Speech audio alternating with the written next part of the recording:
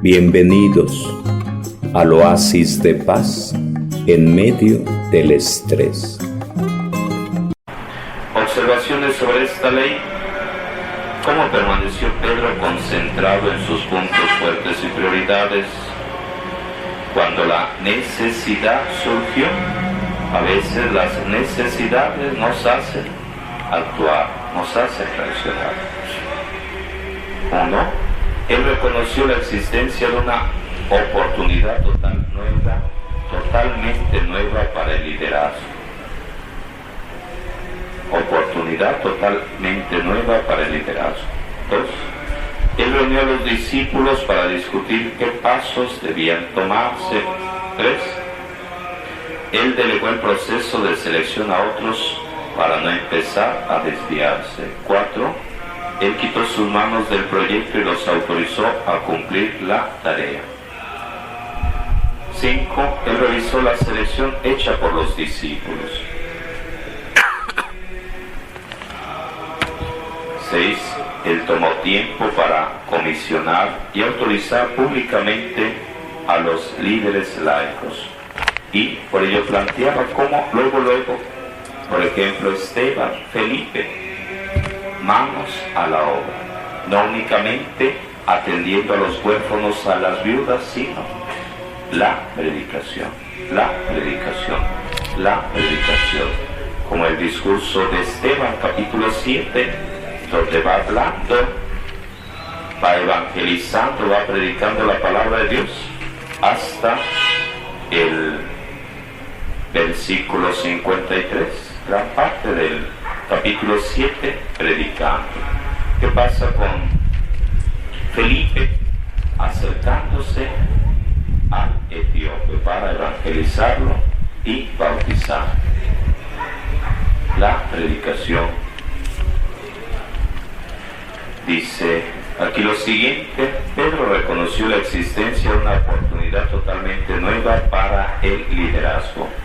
En aquellos días, como crecía el número de los discípulos, hubo murmuraciones de los griegos contra los hebreos, de que las viudas de aquellos eran desatendidas en la distribución diaria.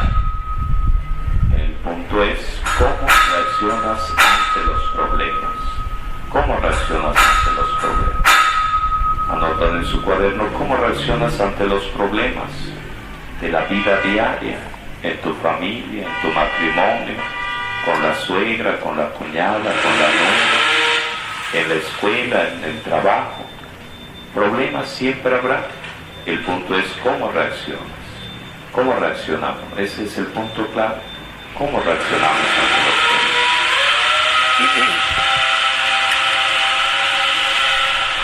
problemas? 2. Él reunió a los discípulos para discutir qué pasos debían tomarse.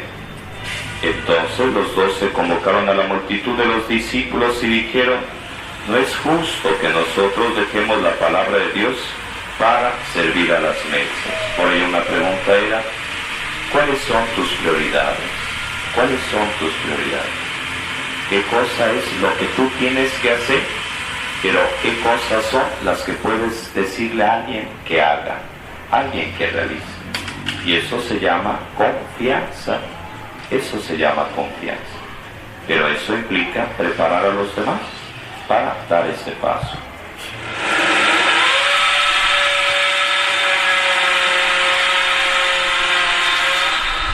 Él delegó el proceso de selección a otros para no empezar a desviarse.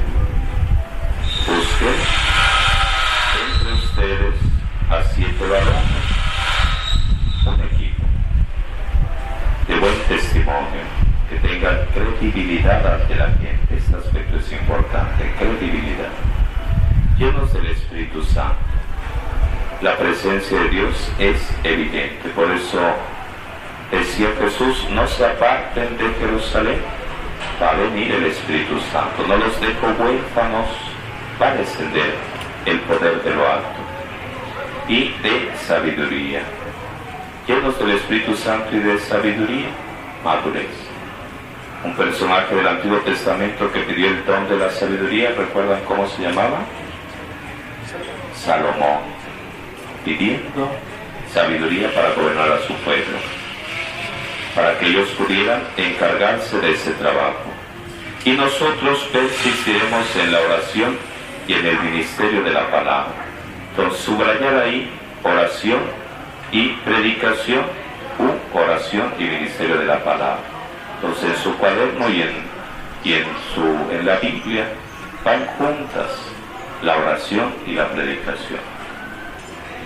Yo decía, tema pasado, que ya estábamos también, que Jesús estuvo 30 años en la vida oculta para ser efectivo 3 años.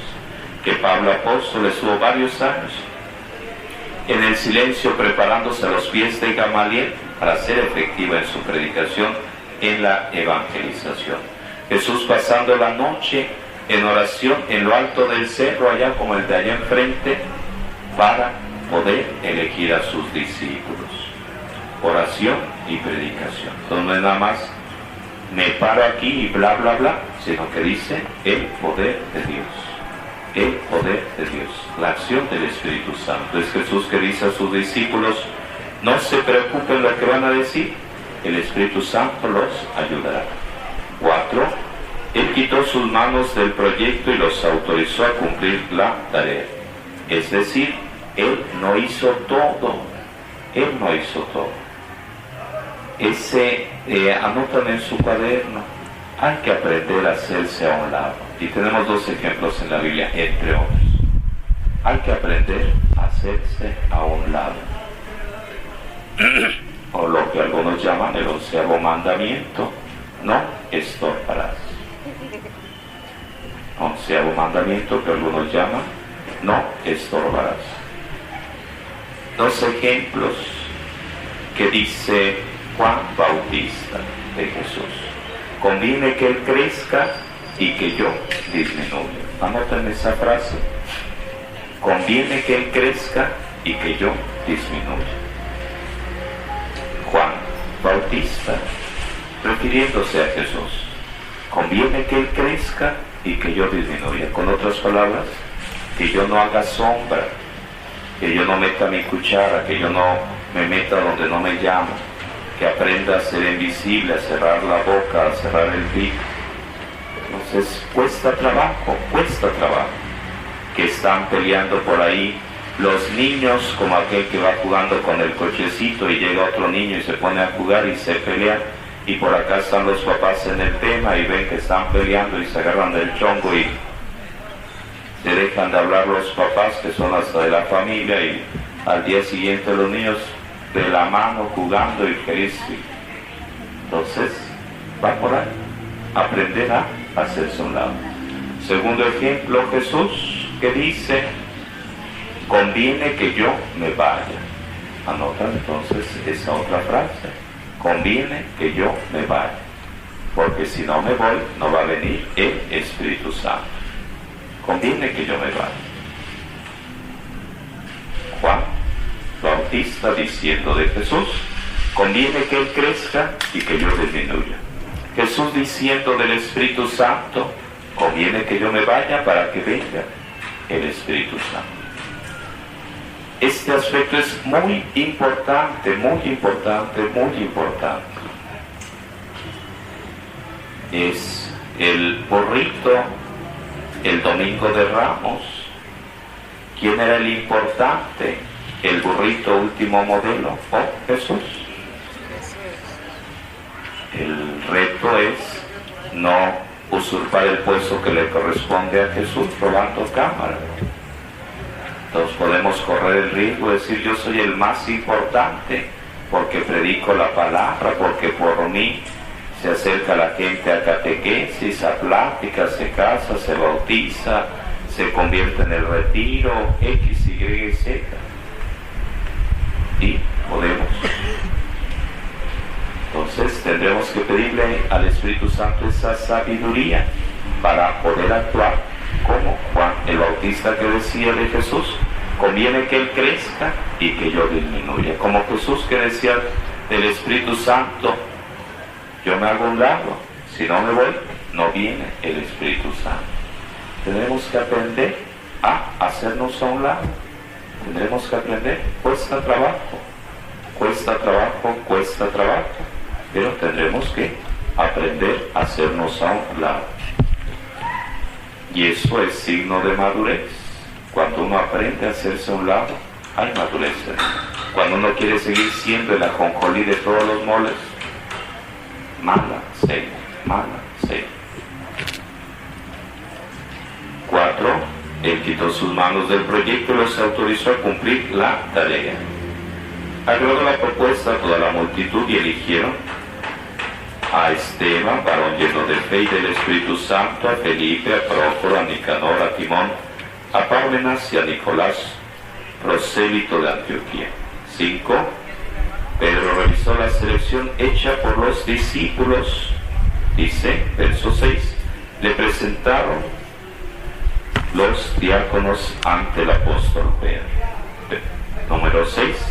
Pedro tomó tiempo para comisionar y autorizar públicamente a los líderes laicos, a los diáconos.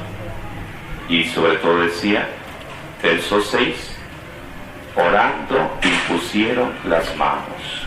Oraban imponiendo las manos. Oraban imponiendo las manos. Entonces, imponer las manos va indicando transmisión de un poder, de una autoridad.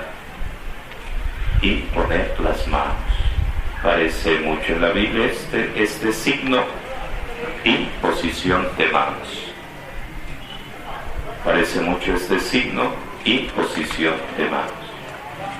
Ese imposición de manos, transmisión de un poder, de una autoridad, que aparece en los distintos sacramentos. Anotan en su cuaderno en qué sacramento se imponen las manos. Ya lo comentarán. ¿En qué sacramento se imponen las manos? ¿En qué sacramento se imponen las manos?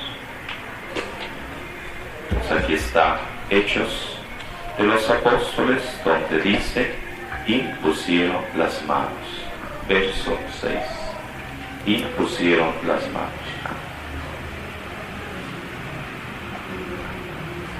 Uno de los momentos claves en la ordenación sacerdotal es esa, la imposición de manos del obispo y de los sacerdotes ahí presentes. Imposición de manos. Buscan Efesios capítulo 5, Efesios capítulo 5, versos 15 al 17. Efesios 5. Es importante este texto porque hay mucha enseñanza en él. Efesios capítulo 5, Efesios capítulo 5, versos 15 al 17. Efesios 5, 15, 17. Y pues leyendo de la Biblia del joven, la versión que estoy utilizando, Efesios 5, versos 15 al 20, 15 al 20. Pongan pues normas concretas de conducta, pongan pues atención en comportarse no como necios, sino como sabios. Verso 16, aprovechando el momento presente, porque corren malos tiempos. Verso 17, por lo mismo no sean irreflexivos, antes bien traten de descubrir cuál es la voluntad del Señor.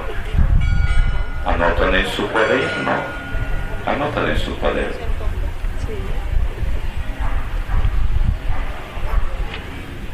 ¿Cuál es la voluntad de Dios? ¿Cuál es la voluntad de Dios?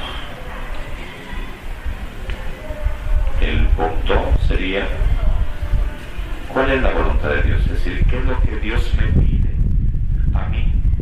No a mi esposa, no a mi hermano, no a mi abuelita, no. Entonces, ¿cuál es la voluntad de Dios? Y vamos a Jesús en el huerto de los olivos, donde 3 veces dice, Dios mío, si es posible, aleja de mí este cáliz. Pero el punto clave es cuando dice, y anotan esta frase, no se haga mi voluntad, sino la tuya. Ese es el punto. Por ello, plantea aquí el texto sagrado, Pablo apóstol, traten de descubrir cuál es la voluntad del Señor. Por ello la pregunta, ¿cuál es la voluntad de Dios? ¿Qué es lo que Dios quiere que tú hagas? Que es diferente de uno, de otro. ¿Cuál es la voluntad? Y Jesús dice, si es posible, aleja de mí este cáliz, pero el punto clave es, no se haga mi voluntad, sino la tuya. La voluntad de Dios, la voluntad de Dios. Esa voluntad de Dios que a veces implicará sacrificio, donación, renuncia de uno mismo. Y puede uno llegar a creer que esa voluntad de Dios va en contra de nuestra libertad, de nuestro bien. No es así, pero a veces la cabra tira al monte. Tendremos que pedirle a Dios, Señor, ayúdame a descubrir cuál es tu voluntad, qué es lo que tengo que hacer en este punto concreto, en esta situación determinada. ¿Cuál es la voluntad de Dios? Por eso Jesús dice, no se haga mi voluntad sino la tuya. Momento clave. Y a partir de ese momento es Jesús que toma la decisión de seguir adelante, aun cuando viene vía crucis. Pedro negando, Judas vendiendo, el pueblo dando la espalda, los discípulos corriendo. Pero la voluntad de Dios. Verso 18 de Efesios 5:18, tampoco se emborrachen, pues el vino fomenta la lujuria. Tampoco se emborrachen, pues el vino fomenta la lujuria. Al contrario, llénense del Espíritu. Verso 19, y reciten en sus reuniones salmos, himnos y cánticos inspirados. Canten y toquen para el Señor de todo corazón. Y ponen por ahí cerquita en su Biblia y en su cuaderno unción, donde dice canten y toquen para el Señor de todo corazón. Anotan por ahí en su Biblia unción. Y significa que tendremos que pedirle al Espíritu Santo ese don, el don de la unción, el don de la unción.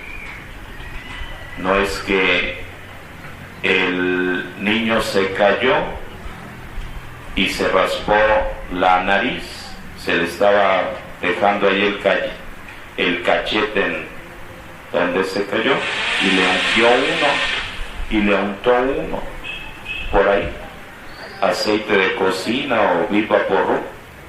Entonces no se trata de esa unción, no es de úntate pomada de la campana, pues no, o la pomada del tío Nacho, pues no.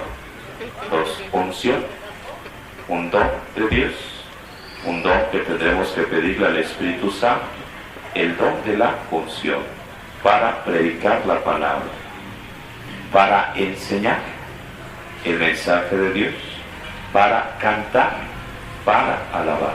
Entonces la unción no es nada más qué bonito canta, no, es mucho más, para que entonces sí, como dice Pablo, la palabra de Dios, el canto llegue a lo más profundo como espada de doble filo.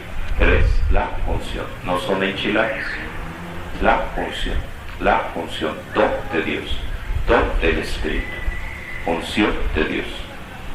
Verso 20, y den continuamente gracias a Dios Padre por todas las cosas en nombre de nuestro Señor Jesucristo. Dan gracias. Decía al principio, aprovechen, verso 16, aprovechen el momento presente.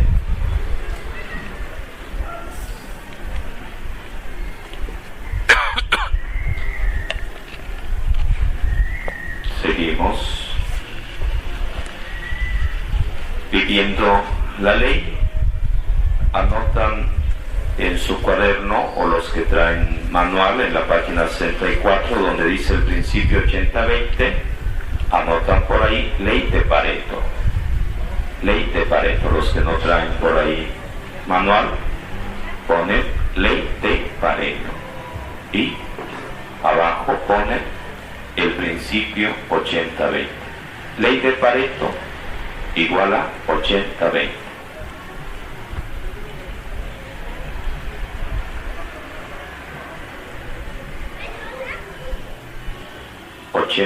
Ley de Pareto. Pareto es un italiano que se pone a observar, a reflexionar, a sacar sus cuentas y llega a este principio, que por ello se llama Ley de Pareto, en honor a Pareto, a esta persona. Y la Ley de Pareto dice que el 20% de personas hace el 80% del trabajo. O con otras palabras, es el papel del líder.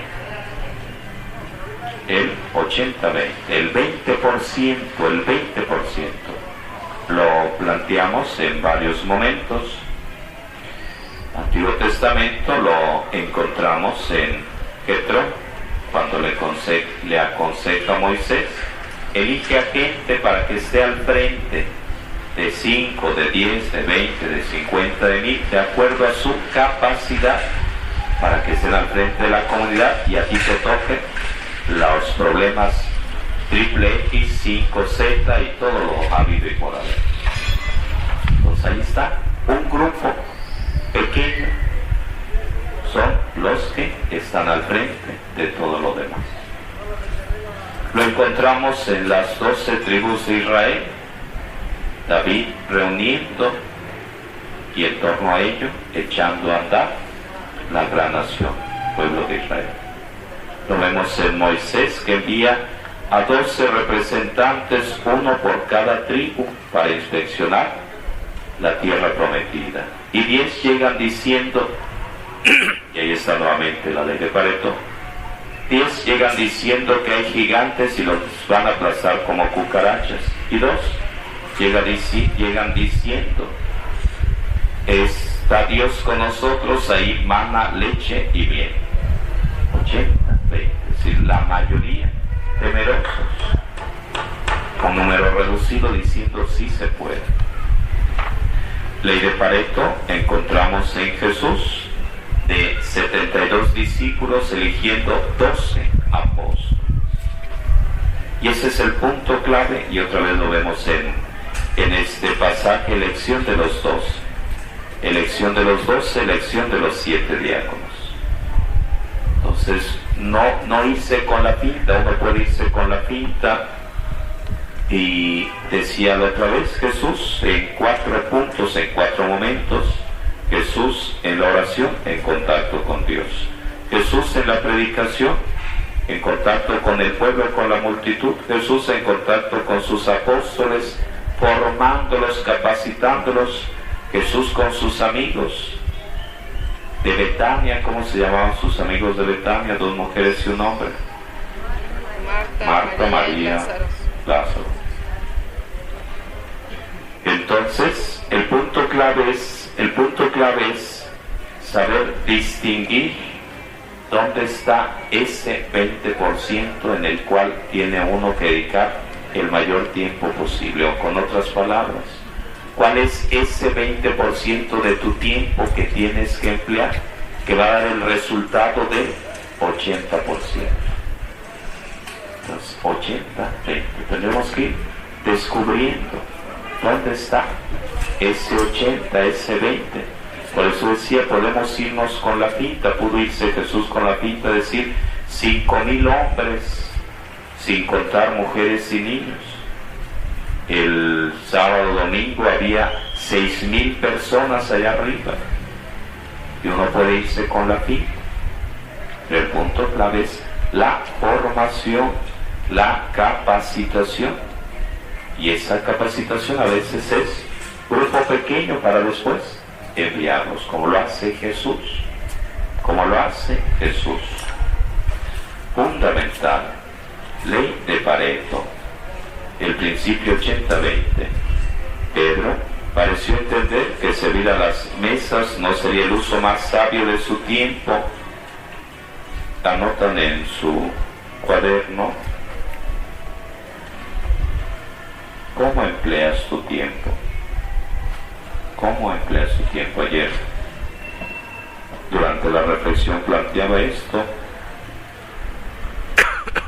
Decía el texto sagrado: dame cuentas de tu trabajo, te vas a quedar sin chamba.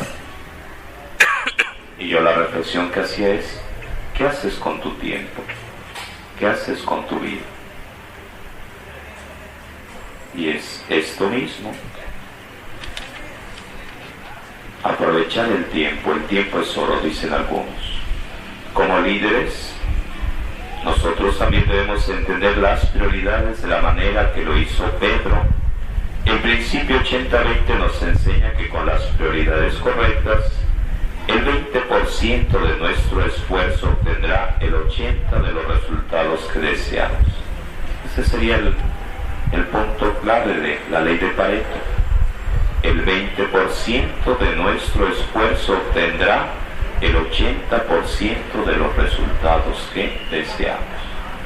El invertir el tiempo, preparándose uno, preparando a los demás. Pero con las prioridades equivocadas, el 80% de nuestro esfuerzo no estará el 20% de los resultados que deseamos. Si no clarificamos cuáles son nuestras prioridades, nos vamos a ir por las ramas y no va a haber frutos, no va a haber resultados.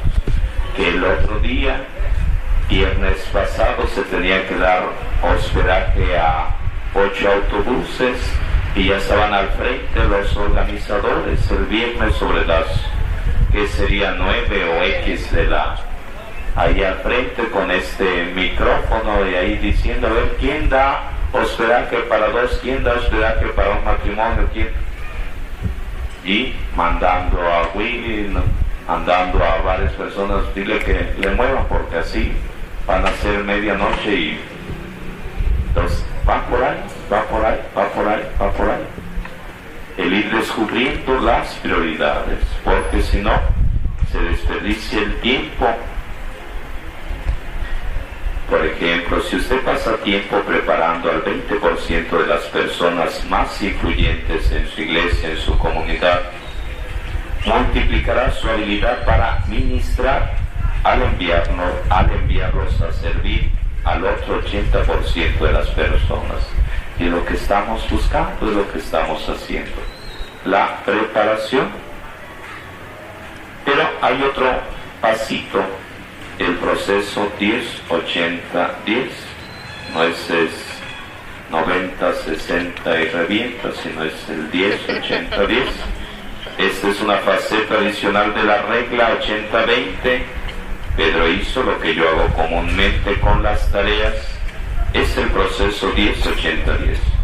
Yo inicio el proceso para que comience en el camino correcto, 10% de la tarea.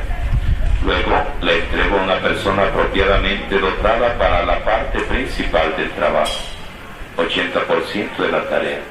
Por último, viene al final para pulir el producto terminado, el último 10% de la tarea, los detalles, los ajustes. 3 preguntas de prioridad. Requisito: ¿qué es lo que se requiere de mí? Anotante pregunta: ¿qué se requiere de ti? Yo lo planteaba de otra manera, que es un poco diferente, para que eres bueno, pero vamos a quedarnos con esto. Requisito: ¿qué es lo que se requiere de mí? ¿Qué es lo que se requiere de mí? Pensando uno maestro, pensando uno mamá, papá. ¿Qué es lo que se requiere de mí? Pensando sacerdote. ¿Qué es lo que se requiere de mí? Punto sería: ¿qué es lo que yo únicamente puedo hacer y no pueden hacer los demás? ¿Qué cosas es las que yo, en este caso, sacerdote, únicamente puedo hacer y nadie puede hacer? A ver, ¿cuáles serían esas cosas que únicamente yo puedo hacer? Consagrar. ¿Y? Confesar. Bienvenidos al oasis de paz en medio del estrés.